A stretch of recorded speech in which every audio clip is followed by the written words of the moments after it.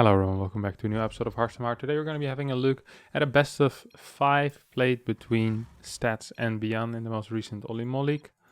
I got this replay from their Patreon, so that's very nice.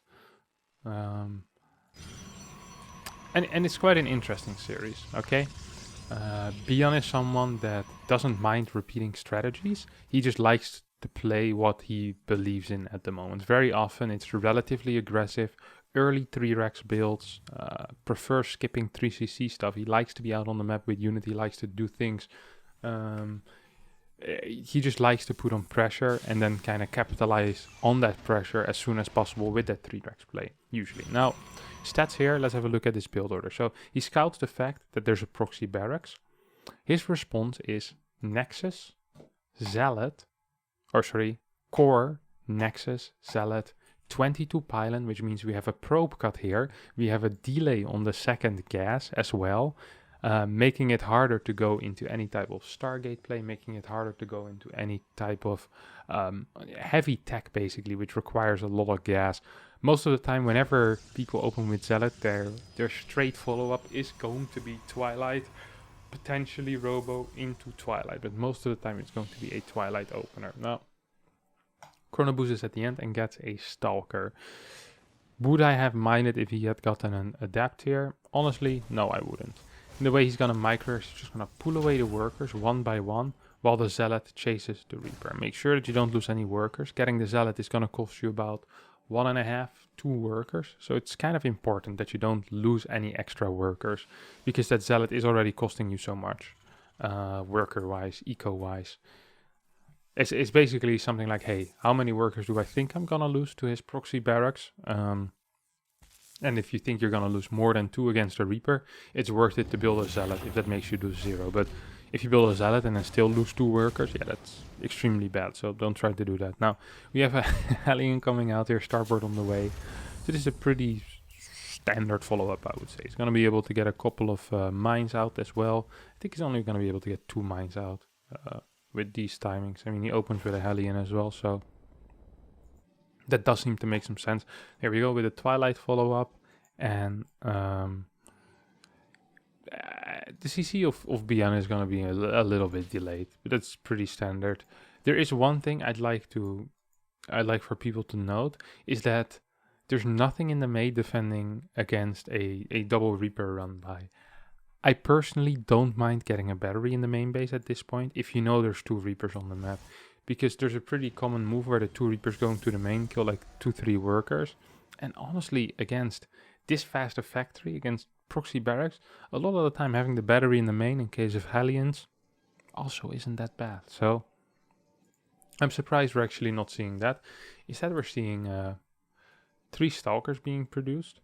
Very late second gateway, actually Robo before second gateway, which means Stats is going to be getting 4 Stalkers after Warp Gate finishes, which is a decent amount of units.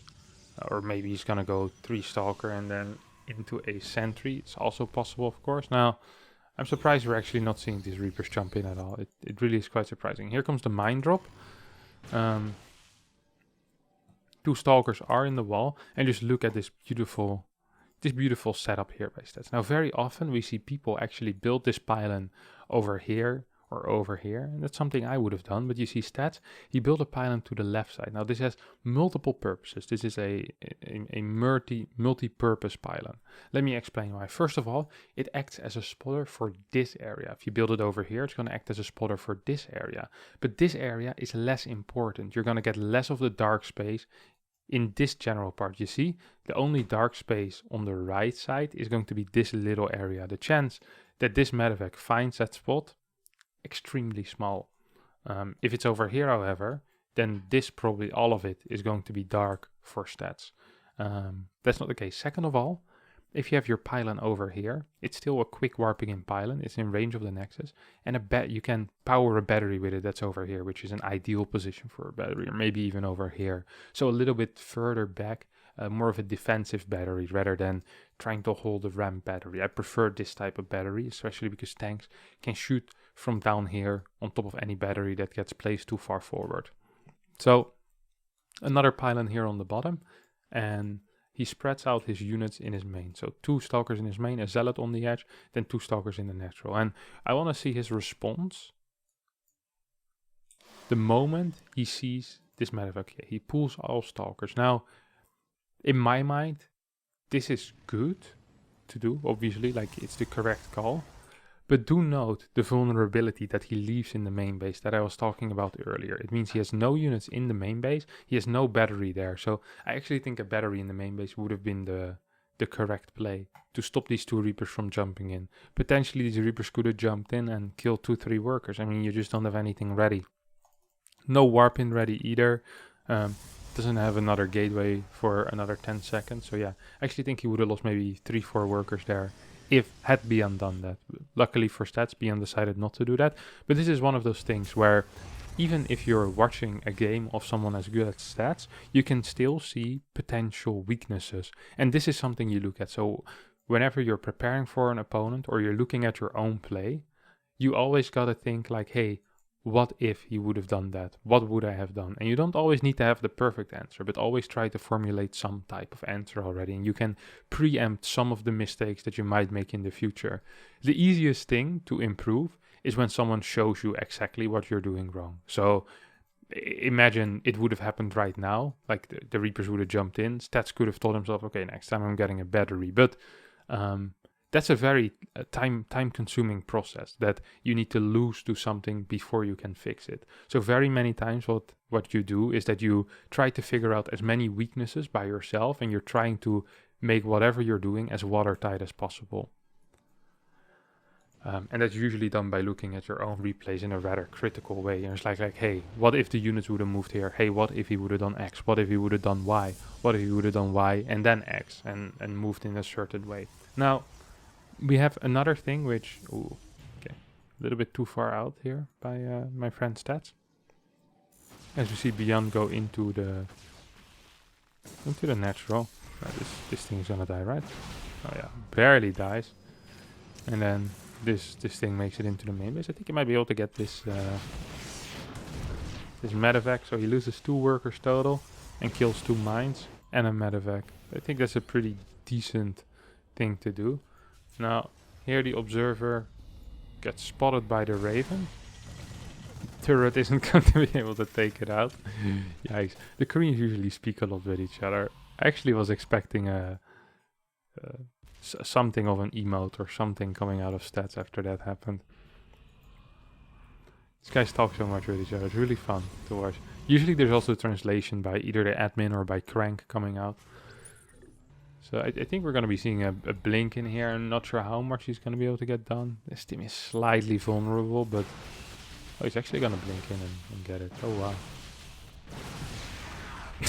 TT, I know that's a sad face. I don't know what this means. Dot. Raven starts moving around, wants to... Another nice thing about a battery, by the way, is that it's very helpful against against Raven RS. Apparently Beyond said manners, please. Amazing. Now the follow-up here for stats is actually going to be Colossus. Would he have gone Colossus had he not sniped the stim? I'm not sure. I don't know. Maybe he would have stayed on Stalker charge lot, but his gateway count wasn't that high. So I think this already was his initial plan, and he was just going to be working with a bunch of immortals, a couple of sentries. Kind of take it from there. A good pull away by stats. Now we notice that if we look at what stats has been up to, that his map vision is relatively mediocre. He doesn't quite know exactly where Beyond's army is. He now sees Beyond's army move back at home, so he knows he has some freedom with these stalkers. Okay, he can either try to hunt for the Raven, or he can move across the map, try to snipe a Marauder, a Marine, a Mine, whatever he wants to get. If you're lucky, you might even be able to get a medevac. 5 racks for Beyond, who's going to be going into a 3rd CC as well, and is slowly adding worker after worker. Now the nice thing about getting Colossi in this case is that Colossi is a relatively stable unit, and it tends to allow you to stay alive. It doesn't always mean you're going to be in a good position, but it's like such a It's such a powerful backbone of any army. It does insane damage against Marine, does worse against Marauders, but there's 3 Immortals in this army which do well against Marauders, so this army is basically completely countered here by stats. Everything in this army is countered, truly. Like, kind of hard countered as well. The moment there's like 3 Colossi, I feel like it's almost going to be impossible for Beyond to be on the map, at least until he gets some type of counter to these Colossi. So that's an interesting move. Now, you see that the way that Stats moves is he immediately goes back to the battery, close to the cannon as well. And this allows him to fight these armies still, because you don't want to dive too deep into a battery in case it's a super battery, of course, being Beyond. And then Stats is like, hey, wait a second, I think I had a pretty decent early game. I think I did a pretty good job. I can now move out. And the reason why he can move out is because he knows all the medevacs are here. Now, this is a very important concept. Too many times do I see Protoss players just move out kind of blindly. But really, there's only 2 scenarios in which you can move out. One scenario is when basically you split your army, and then once you know for sure that your opponent has no units on the map going for a potential base trade, then you can join the 2 armies up. So basically you have one mini army here, you have 1 army here, you kind of push out like this one push out like this, then you meet over here and then you attack. Trying to make sure that there's nothing on the map from the Terran. Or what you do is the moment you push back a push, you completely chase and you just go attack the other guy. Because at this point, it's very unlikely that Beyond has anything on the map. He's kind of been rallying towards the push for quite some time. I mean, it's possible that there's maybe 1 or 1.5 medevac going to your base, but you're in constant contact with this army. So you know this army won't be able to start base trading you, and this is the majority of the army, basically. And actually, Colossi and Immortal, this is an extremely strong mid-game army. Like, extremely strong mid-game army. There's really not much that the Terran has that can fight this army straight up. That's why Terrans always try to multitask once they see Colossi. They're like, hey, wait, this army is too strong straight up. My mines aren't as useful against this, which usually the main DPS in the Terran army against stuff like Chargelot Blink. I was gonna say Zealot and then became Chalet. The Zealot Blink is that you get mines and they do a lot of damage on the Zealots, but because mines don't work well against Colossi, because they just get outranged, usually what you want to do is you want to split up your army in 2 parts and try to kind of multitask your opponent. Now, the moment that's not possible, any push with Colossi is going to just be extremely strong and very, very dangerous for Terran. There's no reinforcements here for Stats, which makes this a little bit more dangerous. And this is some of the micro that we sometimes miss in some games. So if you look at it, it's a really quite simple micro, but the way you want to do it is you really want to abuse the range, especially if you're working with a pure range army. Now, if this army has 15 zealots in it, of course you're going to be fighting different, but because this is a pure range army, what you do is you kind of always make these move backwards, no matter what you do. You're always going to be slightly kiting backwards, and the moment your Colossi start taking damage, you move them over your army manually, because they're just the main DPS in these fights. So they're just extremely important. Gets the mules, stat skills, absolutely everything, and relatively simply, in relatively simple manner, he actually manages to win this game with good unit movement, good map vision, and then good decisions on where to fight, when to try to do some damage. He didn't do anything super special here. He just made a lot of good decisions, never overestimated his army, was never caught out of position, and because he defended the early game so well and Beyond did a relatively invested attack from a proxy barrack, he's going to be able to win the game. And I feel like this is one of the main powers of when you watch Stats and you compare him with other players, is that he doesn't do a lot of dumb things. Like, you watch a lot of Protoss players, or a lot of Zerg players, a lot of Terran players, like, sure, these guys are very, very good mechanically, don't get me wrong, I'm not saying they're not better mechanically, but the main thing that the top players have in common is that they tend to not do anything truly incompetent, you know? You watch one of my games and you'd be like, well, this guy, like, why would he move out there? That makes absolutely no sense. And you watch another one, it's like, well, this type of fight makes no sense. Like, he's way too over-eager. But when it comes to stats, beyond people like Cyril, Rayner, they always try to pick good fights. That's one. They're almost never out of position. And their decisions seem to be based in some kind of, there seems to be some reasoning behind it rather than sometimes gut feeling, or it's like, oh, I think this might be good, or this would be fun to do. And that's one of the main things really that I want to be paying attention to today. It's just solid decisions by stats and perhaps some mistakes in the defense. Like I said, I think a battery definitely in the main base would have helped him out. But overall, just very, very solid decision making. And that's very nice. All right, let's go to game number 2. All right, this is game number 2 between Stats and Beyond. Here, Stats actually does something relatively interesting that I don't even think is that good on this map, but I just think it's interesting to look at the diversity that Stats has in his repertoire, basically. So he's known as this guy with solid decisions, but he's also definitely completely capable of doing something wild. In this case, it's a 12 pylon, 13 gate, and this is going to go into a Void Ray all-in. A failed Void Ray all-in, I might add, but we still want to have a look at it. Take a look at the things that perhaps we could have done different, or the things that perhaps we should have done different, or in this case, Stats should have done different.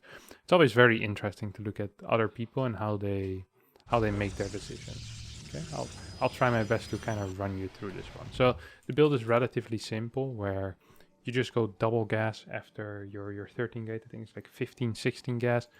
And you always make sure you have 12 probes on minerals, and the rest of your probes are going into gas. After your second gas, you send one probe across the map.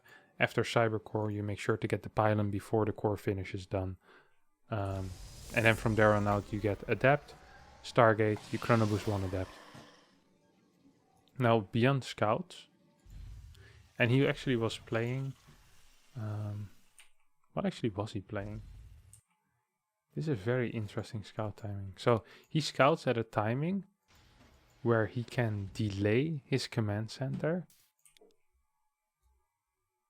the moment he sees a lack of a CC. So his response here is he scouts, he's like, holy crap, this is bad. Gets the CC on the high ground, doesn't want to lose it to any type of very fast adepts, which is the case of course. This core finishes 10 seconds faster than a regular core. Stats is like, doesn't scout, he's actually just gonna go back home completely. This is interesting, we want to look at that later again. Gets a battery straight away as well, because he wants to send this adept across the map and doesn't want to have to deal with a Reaper in his main base. So he sends this across the map. I love this play by Beyond, by the way. Sees the first adept move out, and then probably wants to scout later on to see, hey, what's going on there, you know? Now, this position of the Stargate honestly looks like an Oracle position to me. I don't like this for Proxy Void Ray. If you think about where you want to attack as a Proxy Void Ray, or as a Void Ray, that's probably going to be initially over here to clear the depots, and then you probably want to be going into the mineral line. The problem with building it over here is that you can't really clear the depot, which means your adepts are going to be largely useless.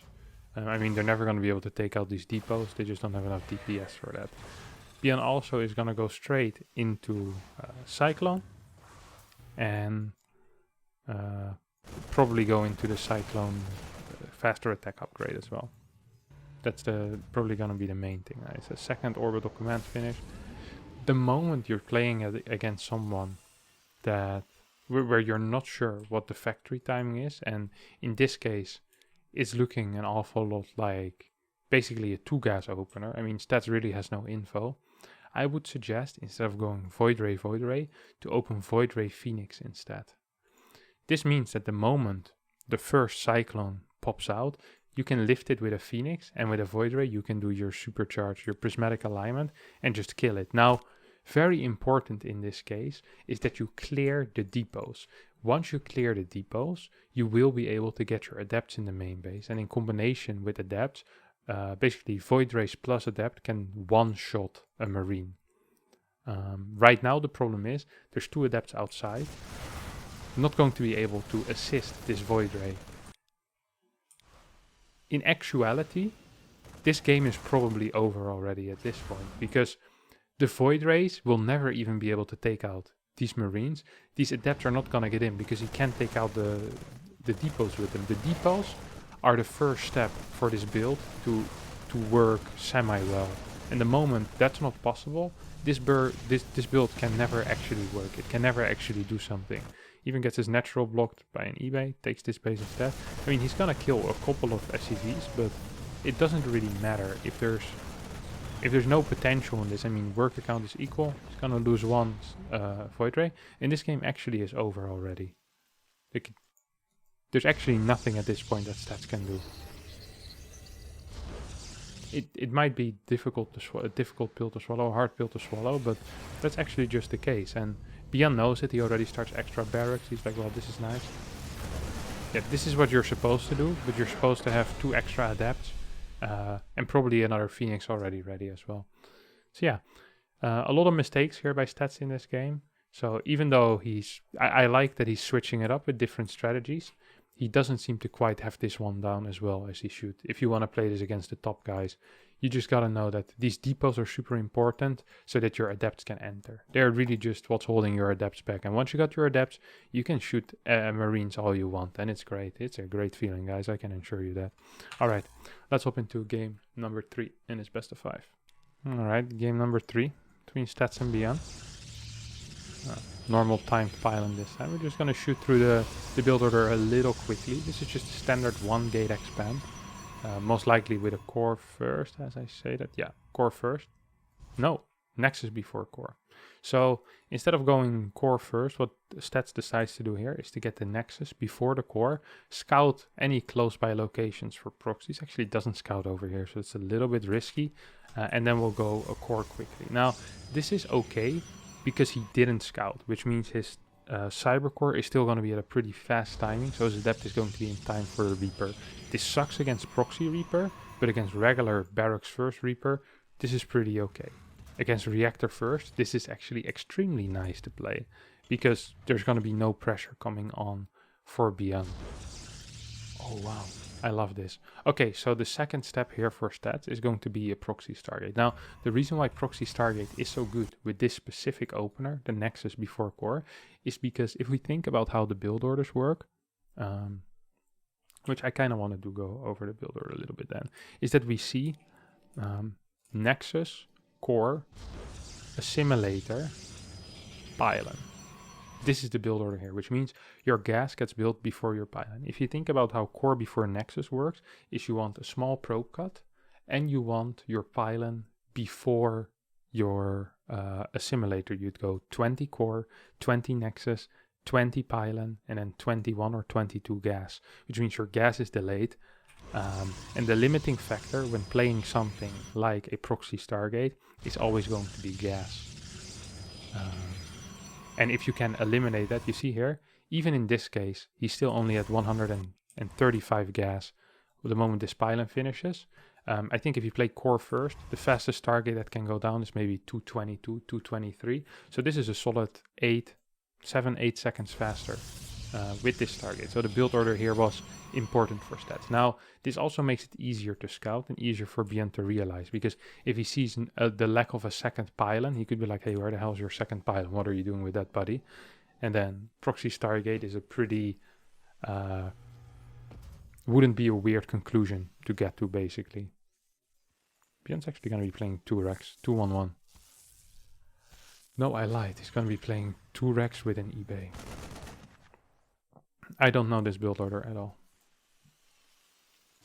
Perhaps going to be into triple CC. He's playing this all off of 1 gas. So could be like combat shield, could be pure stim push as well. Yeah, okay, so you might be wondering, how the hell does he know? But just by spotting the Nexus before core and the lack of a second pylon on the low ground, Beyond knew enough already. This is all the info he needed. I have to admit, it's a bit of a wild read, but it's all he needed. So a thing you could do, being Stats, is you could fake a second pylon here and then your third pylon here. You cut 1 probe for that, but that hides it better. Something to keep in mind, you know, something to just consider you can do. If Stats scouts the turret, he's going to be really surprised, I think. I'd be super surprised if I was Stats. I'd be like, holy crap, this guy's a hacker.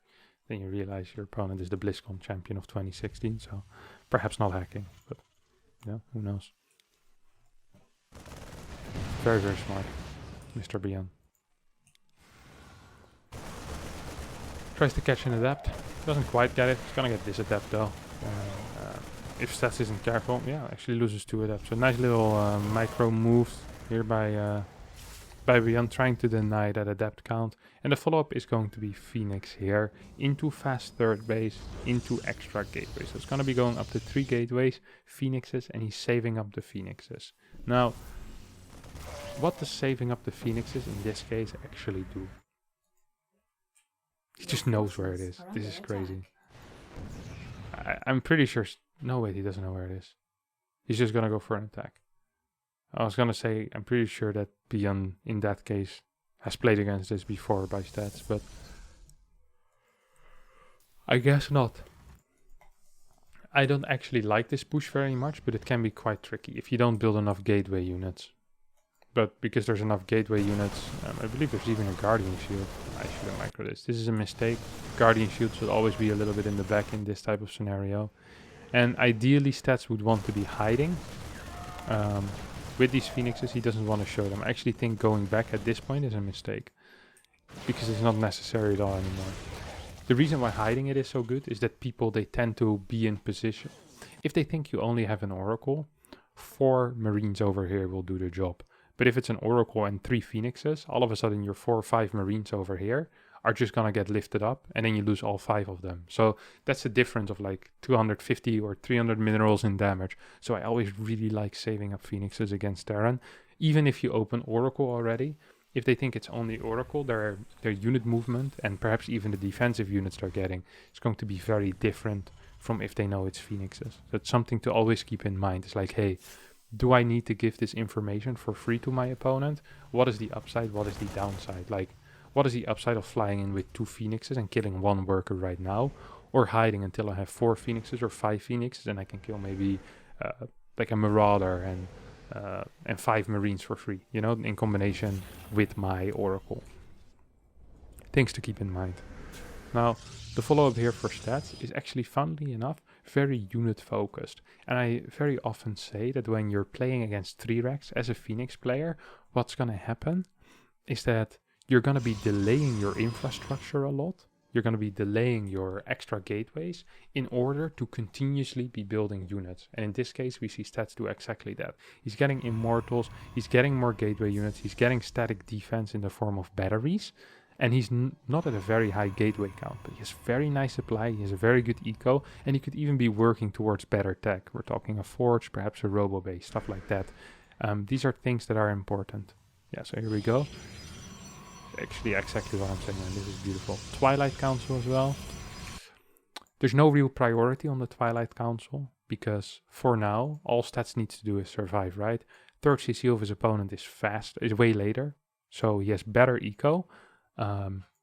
Twilight either is for attacking with charge or defensively with blink to catch drops, but Phoenixes already do the defensive part, and you don't really attack into someone that is down 20 workers. So I think the Twilight right now is an unnecessary risk that he doesn't really need to take, which is what the word unnecessary means. Nice. I much prefer if he actually just adds another battery and maybe even takes a 3rd gas and 3 more probes. I think that would be more useful. He won't have the gas right now to actually use this Twilight anyway, as you'll see. You're usually quite tight on gas if you're playing heavy Phoenix counts, which is definitely the play against 3-Rex. So it's gonna go into charge, and you see he doesn't have any gas for Colossus. He has no gas for Thermal Lance. His gases on the 3rd, I think, are a little bit late. So yeah, the Twilight Council, I think, is a definite mistake here. I have no respect for that move. I don't understand it, at least. I don't think it contributes as much as he thinks at this point. I mean, charge, really?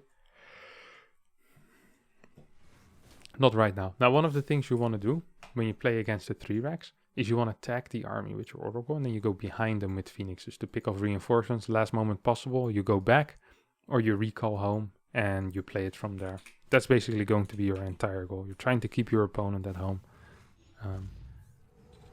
So you want to be picking up these units. 2 Marauders, 2 Phoenixes, maybe even get those mines, maybe even get those medevacs. And then at home, you try to defend with sentries, super battery. And then the last possible moment, you try to come back home with your Phoenixes. I think he might actually be a little bit too slow, but the idea behind this is good, because super battery for a certain amount of time is always going to be able to hold on. And then once your Phoenixes come back after super battery is done, it should be kind of fine at least. Especially so, the nice thing about this army is you have 2 Immortals to deal with the high Marauder count. You have a Colossi. 1 Colossi deals fine with infinite amount of Marines basically. And then Phoenixes also deal with Marauders. So right now there is what? 1, 2, 3, 4, 9 Marauders over here. There's 7 Phoenixes. That means that 7 Phoenixes in theory could lift 1 Marauder each. Then these 2 Marauders shoot at 1 Marauder each. Then all the Marauders are taken care of. And then all there's left in this army is DPS of 10 Marines. That's nothing. So that's why this army works so well together. So I don't actually think lifting the Marines is the correct call when you already have a Colossi. I think it's actually a mistake. The only time it's good is if your opponent has no anti-air left, like here. I like it. Because you can chase with just the Phoenixes at that point if there's no anti-air left. With Phoenix Colossi you always have to be a little bit careful that you don't overextend, but I don't think that's actually the case. I actually think Beyond once again is just going to straight up die. It's really cool to see. Just solid decision making, solid unit production, and you see that his infrastructure was relatively low up until this point, and now actually at the perfect timing it kind of kicks in. He can get a Prism if he wants and probably just attack move and win this game. And with Phoenixes you have some pretty tight control on your opponent's movement, which is always going to be nice. Another nice thing with Phoenix is that whenever you build a pylon over here, for example, or over here, and you're playing Blink, is that once the Terran finds these pylons, they die. But if you have like 8, 9 Phoenixes and you build like a pylon over here, if they attack the pylon, you can just fly in with the Phoenixes and pick up like all their Marines and kill them. Or at least you can kind of try to bait him to follow your Marines, attack the medevacs a bit or stuff like that. So really a lot of uses for the Phoenix in my opinion. What do we see here? But yeah, 3 Colossi, 4 Colossi actually going strong. 2-1 upgrade. And the supply of the Terran is rather low. He's gonna get Ghost, 4 CC. This is similar to how TY played for a while, where he got 4 CCs but stayed on 1-1. And then eventually just does a push with Ghost while maxing out. Thought it was an okay build, nothing extremely special. I think Disruptors poop hard on this, so probably wise to make a couple of Disruptors. In general, you want to already be adding Disruptors at this point. I think the problem is that Stats really likes his army right now. Like the Chargebolt Archon Colossi army is such a good fighter army. Stats isn't realizing that his opponent is relatively all in with this. So here comes the fight once again. I think he should have lifted these Marauders and then the Colossi absolutely wreck everything else on the ground. Same with Archons, just destroy Marines like their life depends on it.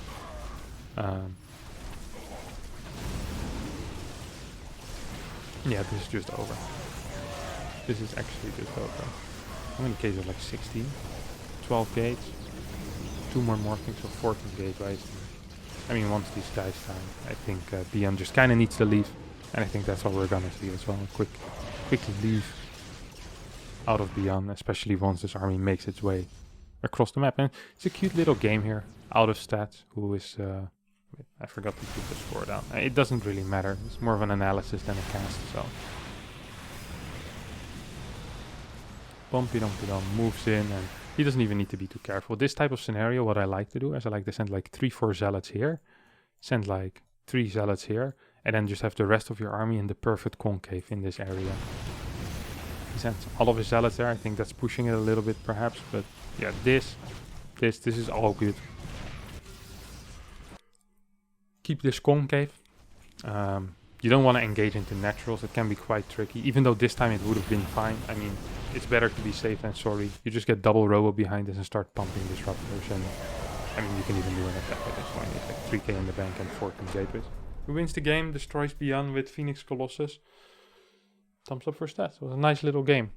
Let's head into game number 4 here and try to learn a little bit more. Alright everyone, here we are. Game number 4 between Stats and Beyond. Where we have the barracks just going down in the main base, which is sometimes nice to do as well. Barracks first. Now, oh my jeez, lord. Are you joking? There's a... Ooh, we saw that. He started a Marine, then went into Reaper. So he was gonna do something different. Now, I talk about this very often, but as a Protoss and also as a Terran, it's important to understand the difference between different barracks timings, especially at higher level. For a lot of lower level stuff, obviously doesn't matter as much. But when we're talking about high level TVP or high level PVT, what we truly care about is the barracks timing here. And the barracks that finishes at 128 is going to be called a barracks first. This means that the barracks starts before the refinery. If your opponent opens with a Reaper, it means they have to follow it up with a Marine in order to get a properly timed factory, slight delay on the reactor, and it also means that the factory is just later than with a gas first. Now, if the Terran decides to open up with a barracks first Marine, no Reaper, they can have a way faster factory and a faster reactor as well. So this actually is going to be a double Marine, which is fun to see. Double Marine is slightly safer against quick move out with the first Adept, because it allows 2 Marines to be out, and if you pull the Reaper back home as well, you're gonna have an especially good time. Because with the... Well, you can also pull an SCV. I think this should be fine to deal with the first step. If you only have a single Marine, your reactor would be almost done, but you'd only have a single Marine. You'd either lose the Marine or you'd have to leave the Marine here, and your natural CC gets blocked. So this is a measure to hold more easily against battery in the main mineral line, in which your Reaper can't hold back your opponent's Adept. Okay? Something important. That Adept did die, and we saw so far only a single Marine go down. So good trade so far here for Beyond. Yeah, 2 Marine, 1 SCV, or 2 Marine, 1 Reaper does an absolutely fine job against a single Adept. 1 Marine, 1 Reaper, 1 Marine, 1 SCV doesn't quite do a great job. 1 Reaper, 1 Marine, 1 SCV is semi-okay as well. Does a decent enough job. Now, we see Beyond follow this up with a Cyclone. You might be wondering why the hell a Cyclone is, because he spotted the Phoenix with his Reaper. Of course, the moment you move out with your Adept and you get the battery, you won't lose any workers, but your tech will get scouted. So that's exactly what Beyond did. He got the full scout on the tech, and he's going to be going into some factory 2-racks play here. And once Stats realizes, hey, what's going on here, I wouldn't be surprised if he decides to go up to 4 gas and get a robo. Okay, that's not going to be the case. So I actually really thought he scouts 2-racks. I thought what he would do here is get a robo and go into 2-base Phoenix Colossus. I really like playing Phoenix Colossus against basically everything that has more barracks before factory or before starport. Let's put it like that. So multiple barracks before starport starts.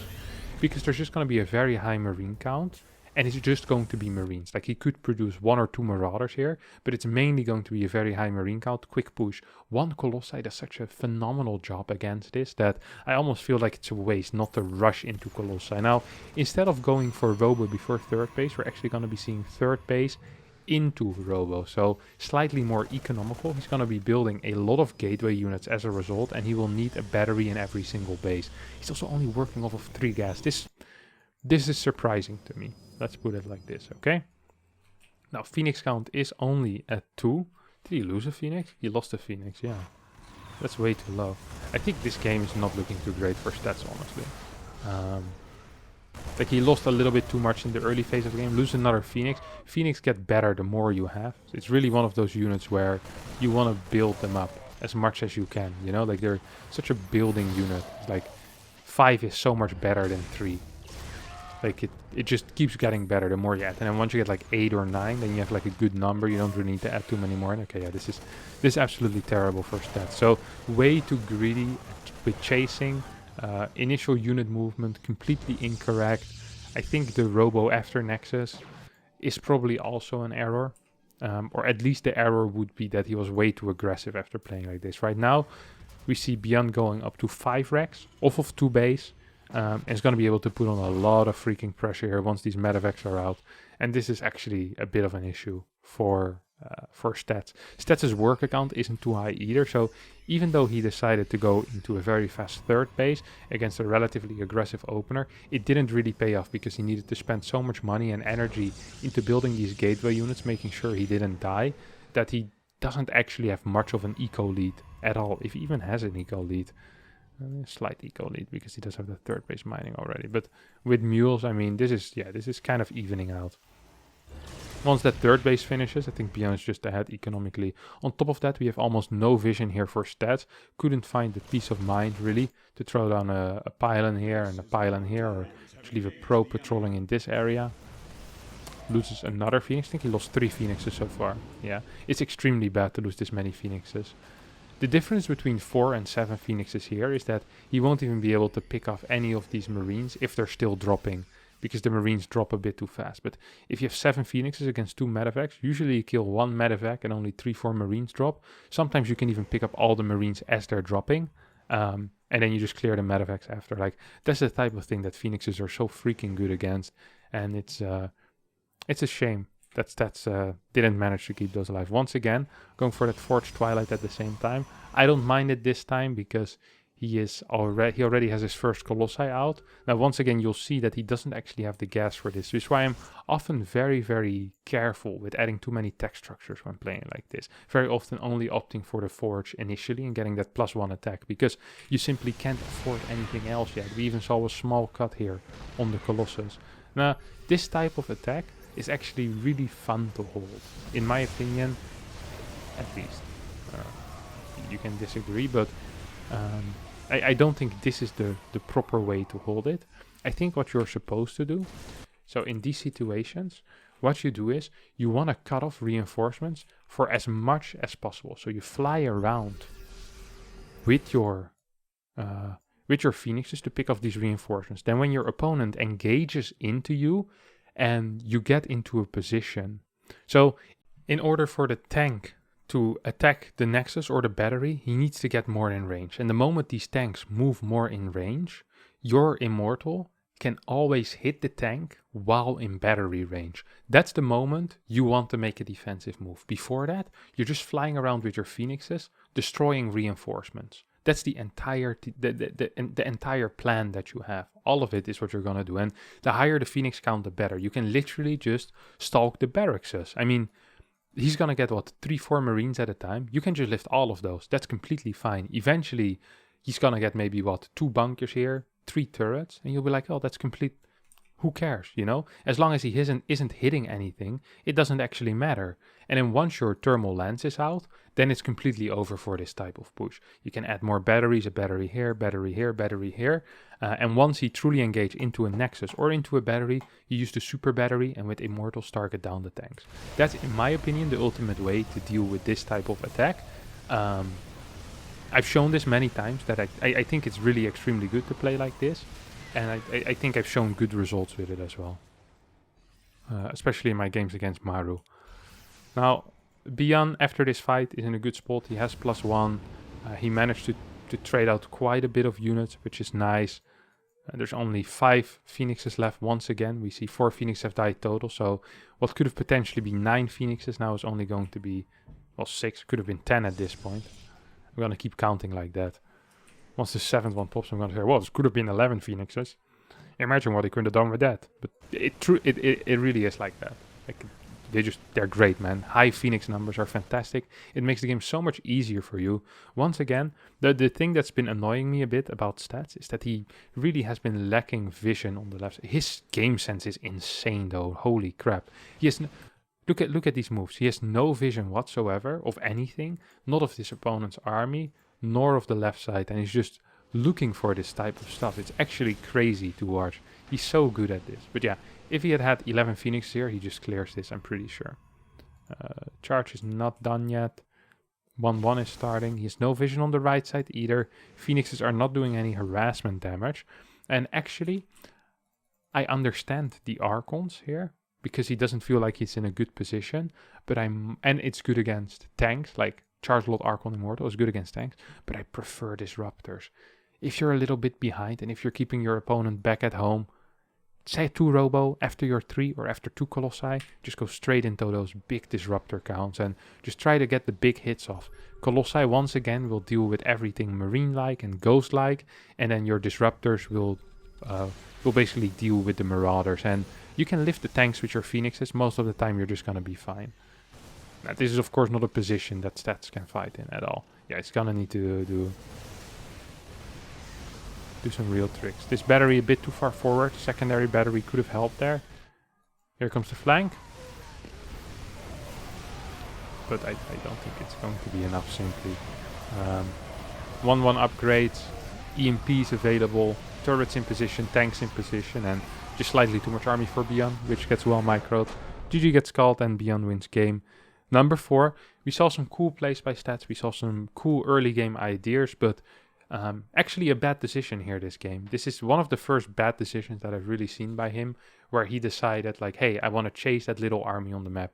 That cost him a lot. That really did cost him a lot. And then afterwards that engagement into that push, rather than playing the patient, the waiting game, he decided he wanted to clean it up ASAP.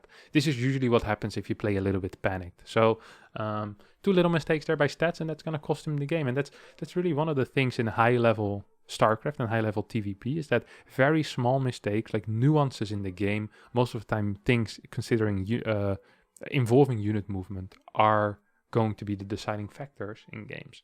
So yeah, pretty interesting if you ask me. Let's go into game number 5. Alright friendos, we got game number 5 between Stats and Beyond on Romanticide. Now, Romanticide is a different map than the other maps, in that it's extremely easy to defend on this map.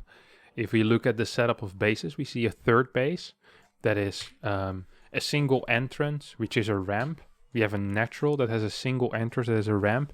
That means that kind of to defend your first 3 bases, this rotation from this ramp to this ramp is extremely long compared to the defensive rotations. These are things you look at when you think, hey, is this going to be a defensive or an aggressive map? And in my eyes, this is going to be a very defensive map because of the small defensive rotations and the ease at which you can hold your first 3 bases. Then we look at the 4th base, we see a possible bigger concave, especially once these rocks get taken out, but still relatively easy to defend. So these first 4 bases are going to be nice to defend, and thus it is a map where we tend to see longer games heading into the mid, perhaps even into the late game, which isn't all that common actually in PvT. People, it's so funny, the main thing people tend to complain about is late game in any matchup. I mean, people complain about PvZ for years, people complain about PvT or TVP, both players complain about the late game, but we actually rarely get there. Most of the time games really do get decided either in the early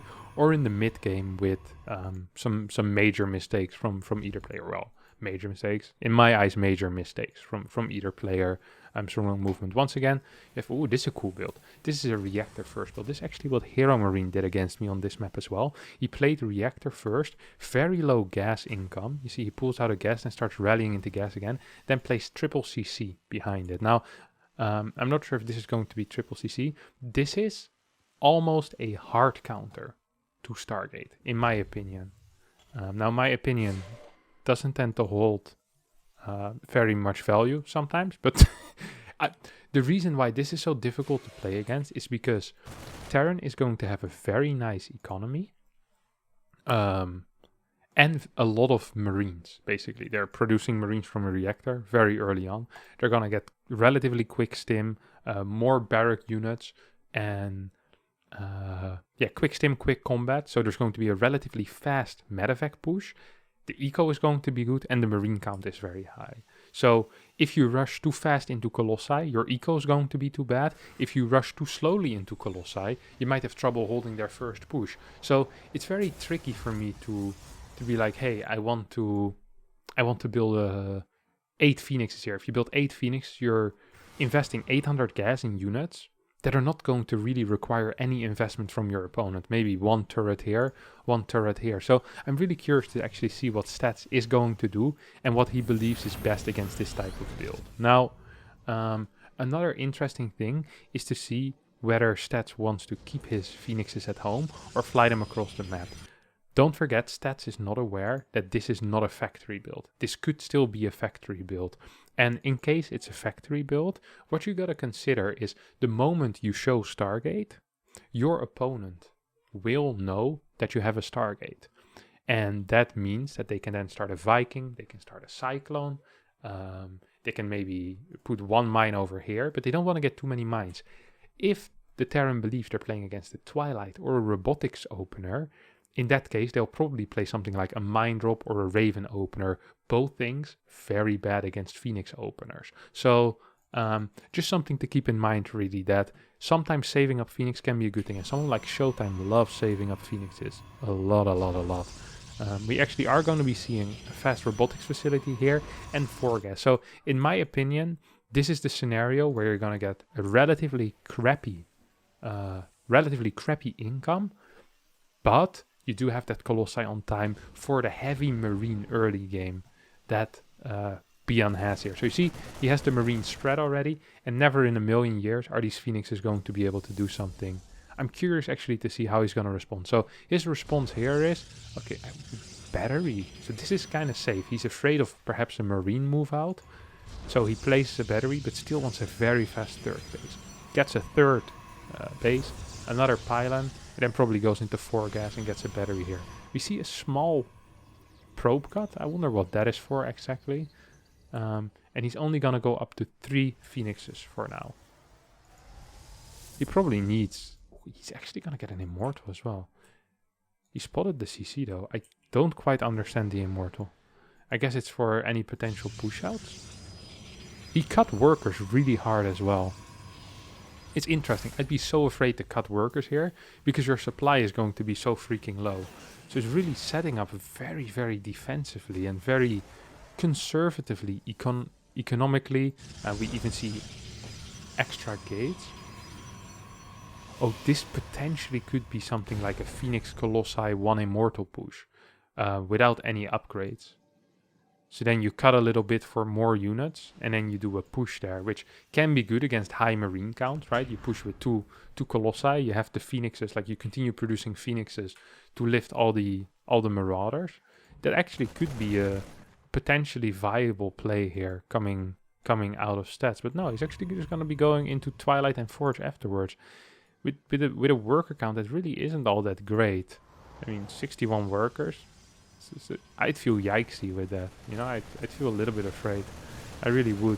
There's one observer on the map, and we have the first 2 medevacs out. 621, 622. So this is a really fast push. People should not forget how fast this push is. Delays Rex 4 and 5 for quite a long time because he wants to actually get as many units out as possible really quickly. This is not going to be a really strong push afterwards. It's just initially a very powerful push coming in.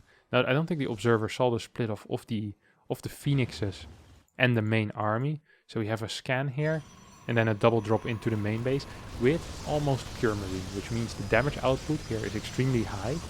This does poorly against Colossi, very well against Phoenixes, because you can just target down Phoenixes. And because these guys don't have combat shield, they weren't going to tank much anyway.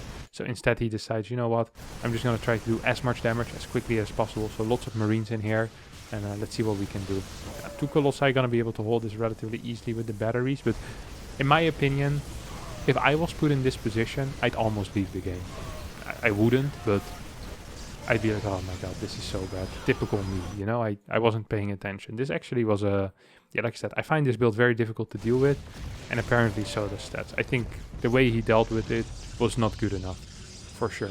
It was he's in a way inferior position right now. But now we're gonna see how he decides to get back into this game, because the nice thing about that fast robo is that he can't really die. I mean, he has colossi, a battery at every base, and he still has a good enough phoenix count that he can deny future drops in this area. I think he probably could. So he's not really going to be able to die because of these ramps. It's difficult for stats to roll over and die.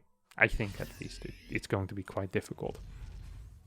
So we have another drop coming in here for our friend Bian. It's gonna get spotted, albeit a little bit late. But yeah, 5 phoenixes are going to be fine to deal with this. He's at least gonna grab 1 or 2 of these marines, which is nice. Then his main army is gonna most likely walk to this top side. Once again, I'm very heavy on the charge lot count, by the way. Preferring big charge lot count over faster blink or something like that. It's important to note here, okay? Let's keep that in mind. And adding more and more phoenixes. The more phoenixes you add, the worse your transition and the later your transition is going to be, because once Vikings and Ghosts are out, phoenixes are practically useless. But going into the mid game, they're a very good unit for trying to stay alive. The more phoenixes you have, the harder it is, or the harder it tends to be to die. Now this is a tricky situation. There's now 2 armies which require the attention of stats.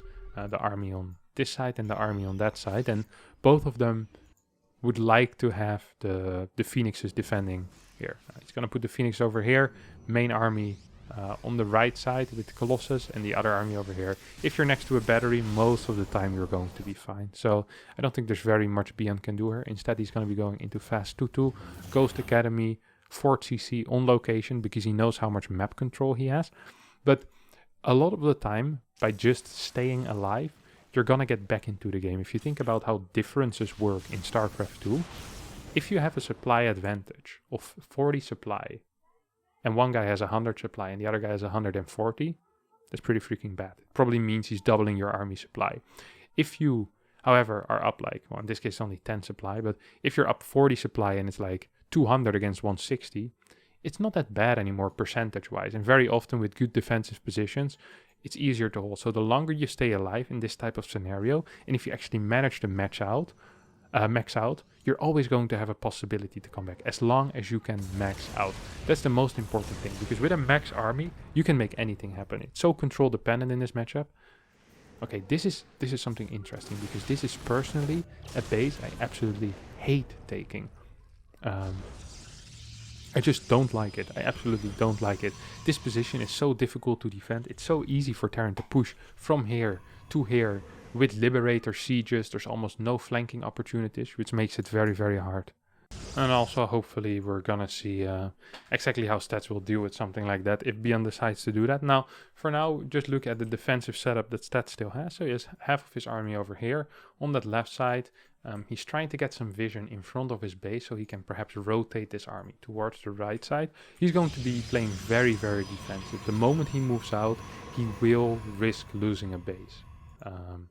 At least if he moves out with his entire army. Right now, what he's trying to do, remember when I said on Jagannatha, one thing if you want to attack and you don't have map control, what you need to do is you need to move out with 2 armies at the same time. And that's exactly what he's trying to do here. He's trying to catch a part of his opponent's army while still defending all of his bases properly. So you see the phoenixes coming in. This actually is really dangerous now though, because what if Bian manages to flank this army, right? What will happen then? Luckily, it's actually going to be the other way around. We see stats with the flank. It's going to pick up a lot of the marauders. And the moment that happens, we see Bian stim forward, go for the fort base. This army escapes. I think he could have taken it, but he didn't want to risk it. He knows he's in a nice position. He's just going to wait for his 2-2. He doesn't want to fight without his 2-2. Now, the one thing you can say about Bian's army is that perhaps it's lacking in Vikings still a little bit. Ideally, you want to have like 10, 11, 12 Vikings. These are very far forward, by the way. The sensor towers, the turrets. This is going to help so much with the movement if he manages to set them up. So I would say 8 Vikings against 3 Colossi usually would be fine, especially if you have Ghosts with it. But because there's 6 Phoenixes as well, you want to maybe go up to 12 Vikings or something like that. And then you're going to be in a nice position. See the Stalkers being pulled off here. Trying to get a Viking here and there. all the rocks down. And this is really an army that wants to straight up fight. This is not an army that wants to fight over a longer amount of time. So attacking into a planetary with this army is not really possible. You can't really poke and claw this easily. Now, Blink has finished, so Stalkers are going to have way more utility right now, which is important because these Vikings are growing in number, of course, so you want to be able to do something about that. Now look at the carefulness in which Stats is setting up this engagement. He wants a big concave, and you see that Bjorn wants the exact same. Bjorn's gonna move back, and the moment Stats reaches this area, Stats is like, well, I don't think I actually want to fight through there, unless I perhaps can get a couple of good swipes on all of your Marines beforehand, or if I can clear like 4 or 5 of those Vikings, it might be a different story. Now, the reason why I think this base is so vulnerable is because of this. Right now, if there was like a drop here, it would be really difficult to defend this. It's just so out of the way. This setup, these 4 bases are really compact, and then you can even expand forward afterward, or you can expand to the left. You still have a relatively compact, easily defendable setup here. If you have that right side base, you're going to actually need to work a lot with kind of guessing where your opponents are. Did he just kill his own Marines? I think he did. He wanted more Vikings. Man, this guy's mad. Absolutely mad. Fusion core. Oh, he forgot the Ghost super upgrade. It's actually impossible to miss an EMP. Not many people know this, but if you get the Ghost upgrade, it actually covers the entirety of the screen. So yeah, this is what I'm talking about. You move out from the left side, then this base just becomes super vulnerable. Now, of course, Beyond's base also becomes vulnerable, so you get like a semi-base trade scenario, which it's never ideal, but if you're ahead, ideally, you don't really want to base with so many Vikings here. 3 Vikings go down for free, which is painful. Once again, ideally, he'd have like 12, 13 Vikings here. He was at that number, but now he lost a bunch of them. And this base actually isn't going to go down. Like, this is just a single Marauder. A single Zealot is going to be able to deal with this. I love that Stats is like, okay, this base has done its job. I don't want to defend this anymore. Instead, I'm going to be double expanding to the left side. I kept all my probes alive. I killed 20 workers. This was more of a bait base. It's like, hey, want to do a semi-base trade? I'll kill all your workers over here. You get to have this base. I don't care about it. Then he takes the bases on the left side. And this actually was a very good trade and a very smart move that I haven't really seen before. And I haven't done before myself either. Now, we see Stats not going into Disruptor after this, which surprises me. Very often we see Tosses go into Disruptor from this army, afraid of the massive Ghost Viking Marauder army, basically. Especially if it's this low of a worker count. I mean, this army is going to be massive. It does still contain a very high amount of Marines, 42. So the Colossi are going to be great, but also 10 Ghosts. So then, in that case, the Archons and Zealots are going to be a lot less great.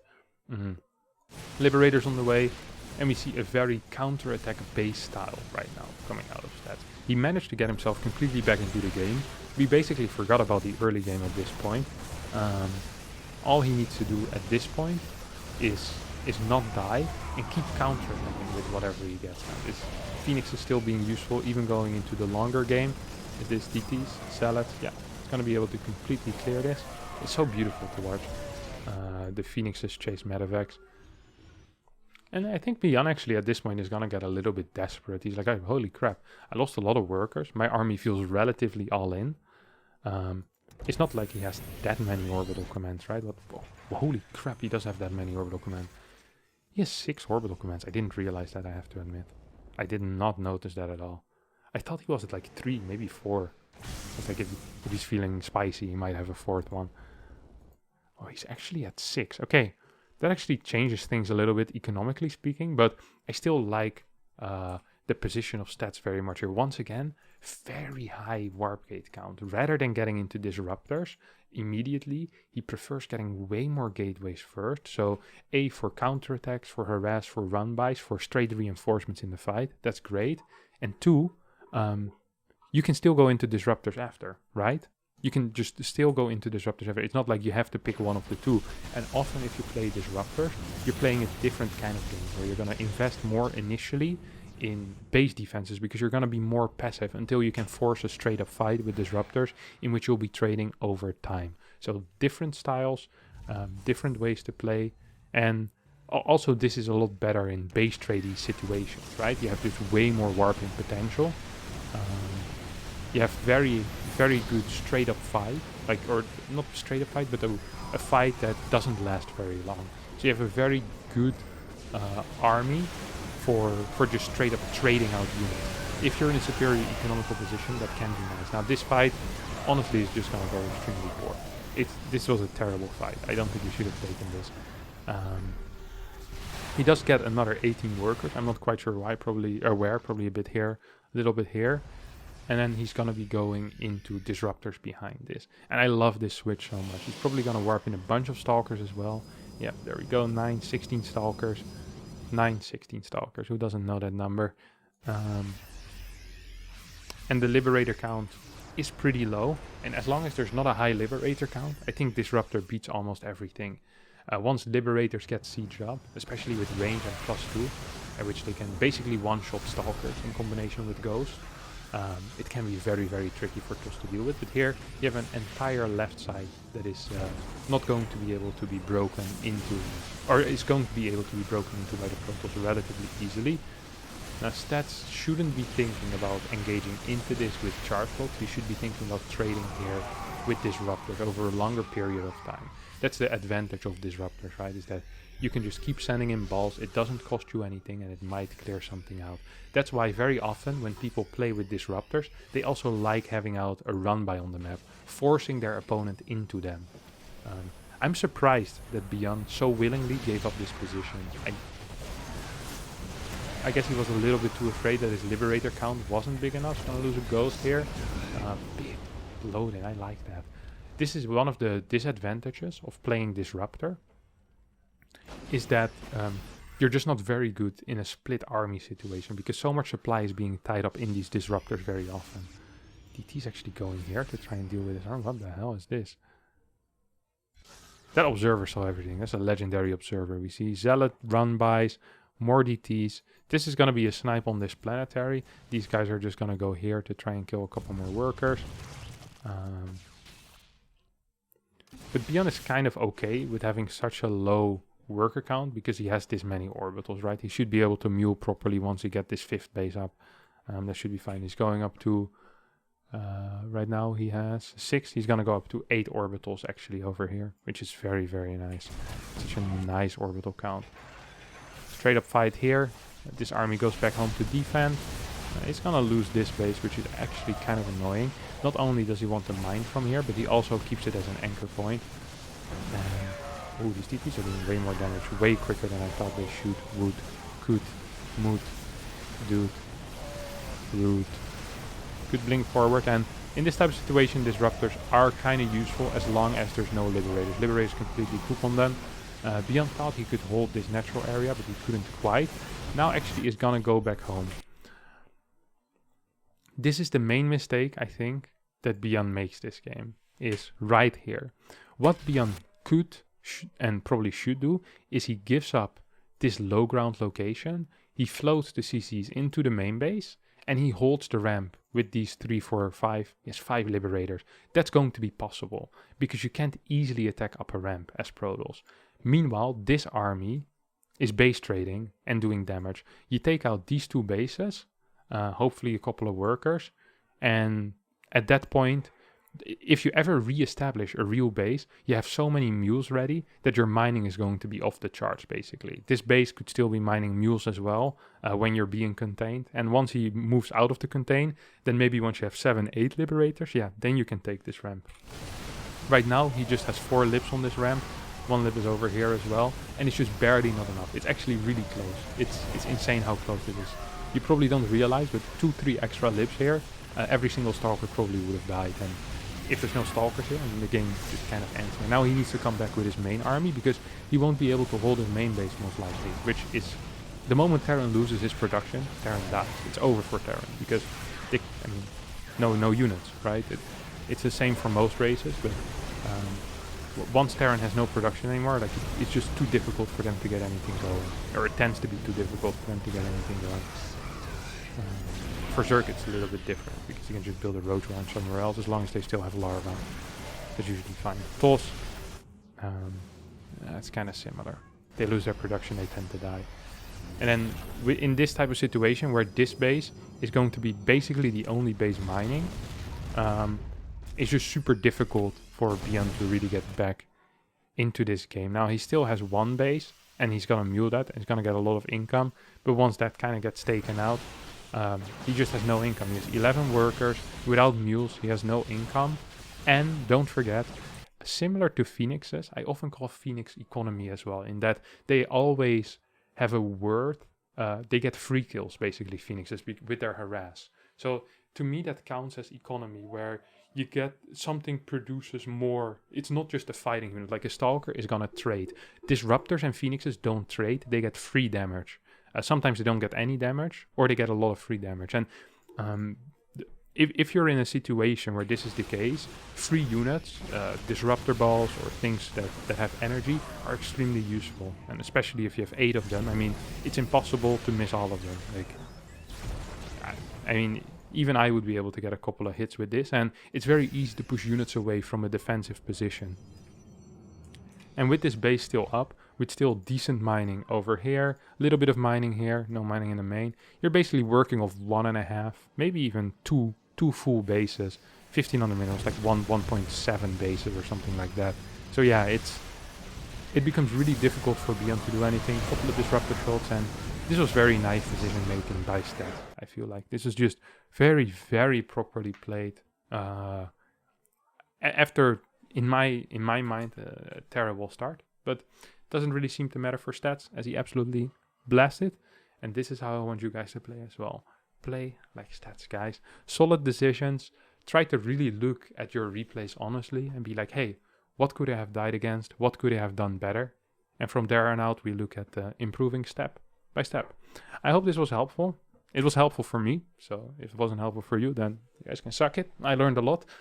Thanks everyone for watching. I hope you did enjoy it. If you did, don't forget to subscribe. We're very close to 50k. We're about 1,000 away, maybe 2,000. Let me check real fast. Load faster. 600, 700 subscribers away from 50k, which would be very cool to get before the end of the year. So please, if you haven't subscribed yet, please do. And I'll see y'all next time. Bye bye.